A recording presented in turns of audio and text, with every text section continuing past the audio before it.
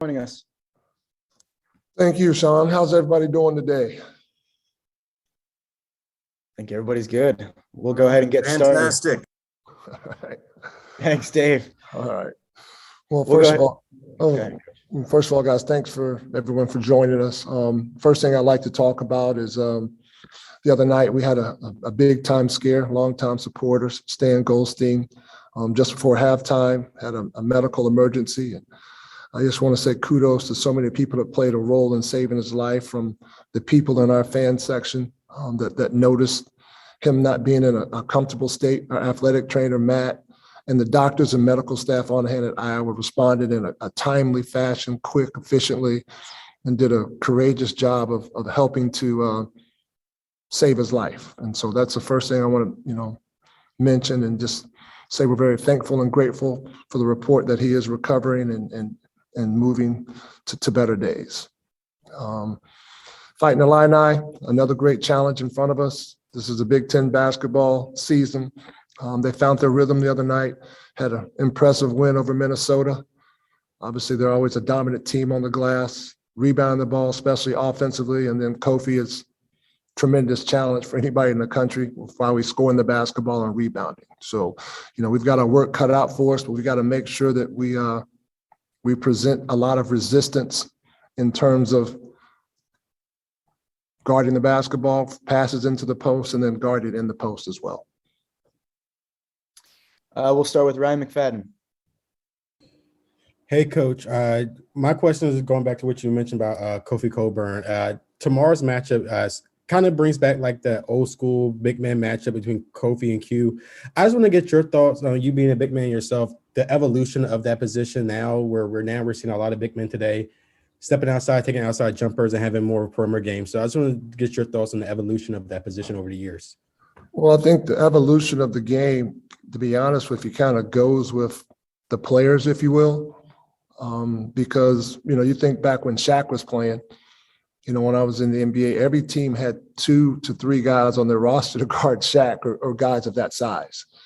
And I think from there, the game kind of went to more of a European feel, if you will, what we're kind of seeing now, where you have bigger guys that are fives that step out and play on the perimeter a little bit more. I think this is not a knock to Kofi or anybody of his size, but, you just don't see as many dominant bigs that play in the paint, that want to play in the paint like Kofi does on a regular basis. So many other guys they fall in love with the skill, Kevin Durant's and the Dirk Nowitzki's, and those guys are talented and great basketball players, but not all big guys are capable of doing that. And, kudos to Kofi for being comfortable with being a true low post big. Marcus Washington. Hey, Coach, you have such a quick turnaround and you're on the road. As a coaching staff, how do you, scout ahead to Illinois when you had Iowa, and how do you guys pivot and use your off day to pivot away from what you learned in the Iowa game to the things that you want to do at Illinois? Well, you look at the master schedule, we all, everybody has their own master schedule on how you want to handle things. And then for us, each assistant coach has a scout.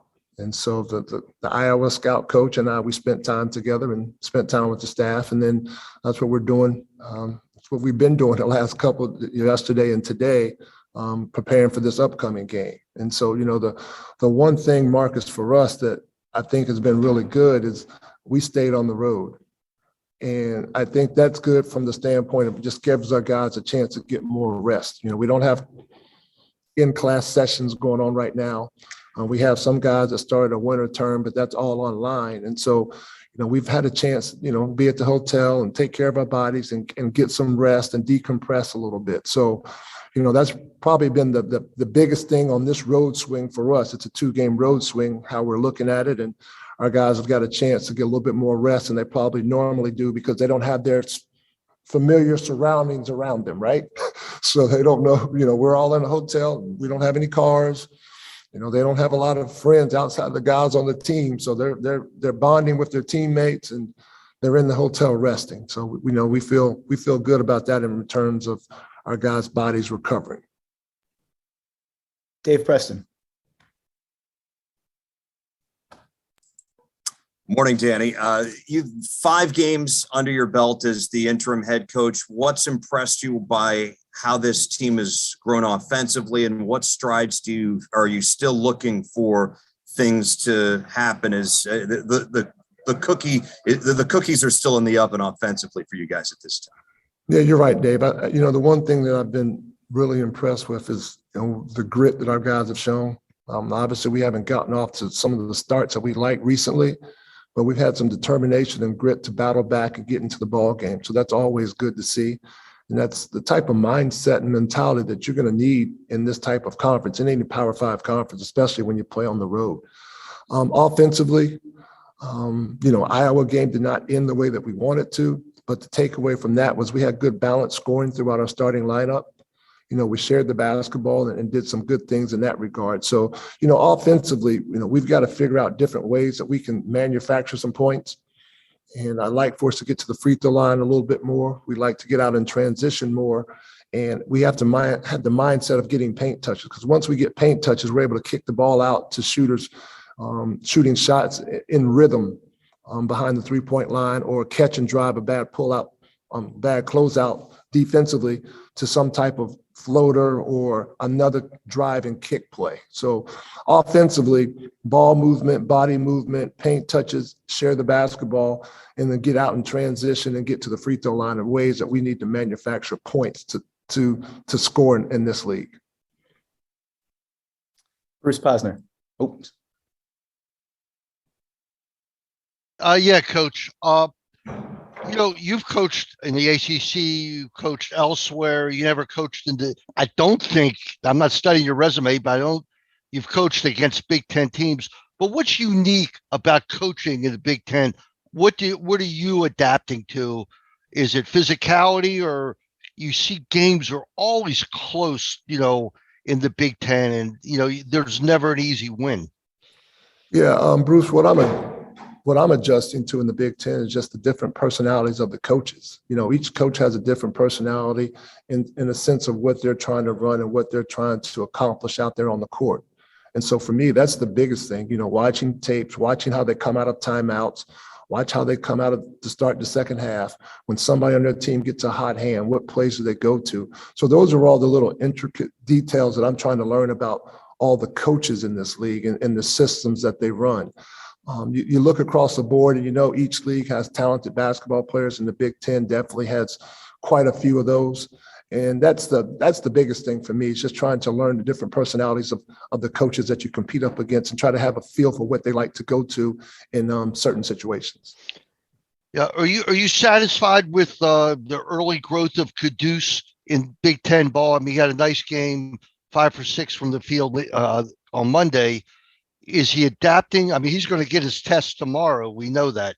I mean, it was maybe the best center in the country, or certainly one of the top 2 or 3. Are you satisfied with that? I think he was taking steps in the right direction, but I feel that way about everybody. And we're not by any means a finished product. We can always continue to improve across the board, and that's coaches and that's players as well. And so that's part of the message. Every day we want to come out and get a little bit better. But you're right. Not only Q, but Julian's going to have a taste of Kofi as well. And there'll be a lot of different times that everybody's going to get a taste of him, from the standpoint of you're breaking down the court in a broken floor situation. It might be a fast break, and you don't necessarily have a man in those situations. You just got to match up, stop the ball, and scramble from there. And so we have to make sure that we do a really good job of knowing where the players are at on the court. And we give a lot of attention to Kofi, and rightfully so, right? Because of where he's at, scoring the basketball and rebounding the basketball and being a paint presence. But he also has some really good players around him that are shooting the ball at a very high clip from the perimeter. So we have to understand where those guys are at, locate those shooters, and try to make them uncomfortable and disrupt their rhythm as they're shooting the basketball.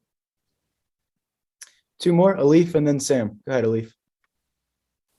Coach, head coach Brad Underwood for Illinois said he was a little worried about the conditioning for Illinois because of the gap that they had and all the positive cases they had with COVID. Is that an aspect of the game you're hoping to take advantage of coming in, going on the road per se, excuse me?